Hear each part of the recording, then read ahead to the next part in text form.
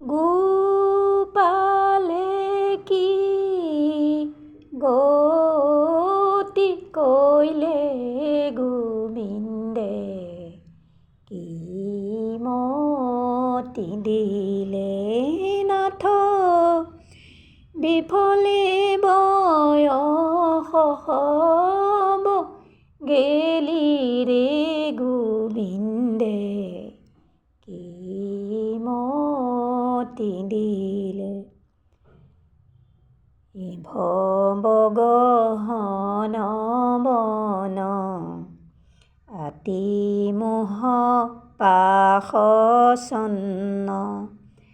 তাতে হামুহৰি নাবে ৰাই ফান্দিলো মায়াৰ পাশে কাল ব্যাধে ধায়ায়াসে কাম ক্ৰোধ কুৰ্তা খেদি খাইয়ে গোবিন্দে কি মতি দিলে হৰাইল চেতন হৰি নজানো কি মতে তৰি গুণিতে দগধ ভৈল জীৱ গোবিন্দে কি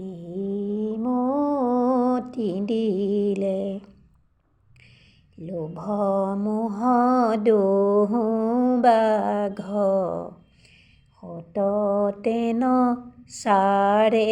লাগ ৰাখো ৰাখো সদাহিব গোবিন্দ কি মতি দিলে পলাই তেনে দেখো সন্ধি দিনে দিনে দীৰ্ঘ বন্দী ভৈলো মন্দ মনেৰে গতিয়ে গোবিন্দে কি মতি দিলে গোপালে কি গতি কৰিলে গোবিন্দে কি মতি দিলে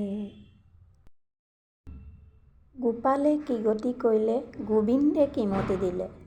কৃষ্ণ এই সংসাৰখন এখন অতব্য অৰণ্য ইয়াক অনেক মায়াজালেৰে আৱৰি ৰাখিছে সেই অৰণ্যতে মই হৰিণা পহুৰূপে ঘূৰি ফুৰিছোঁ এই মায়াৰ বান্ধত পৰিলোঁ কালস্বৰূপ ব্যাধে মোক মাৰিবলৈ খেদি আহিছে কাম আৰু ক্ৰোধস্বৰূপ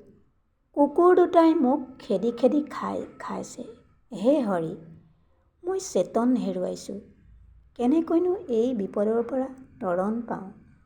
তাৰ উপায় চিন্তুতে জীৱ দগ্ধ হৈছে লোভ আৰু মোহস্বৰূপ বাঘ দুটায়ো সদা মোৰ লগ নেৰে হে মংগলময় ভগৱান তুমি মোক ৰক্ষা কৰা এই বগীৰ এনেকৈ ভগৱন্তই কৈছে ইয়াৰ অৰ্থ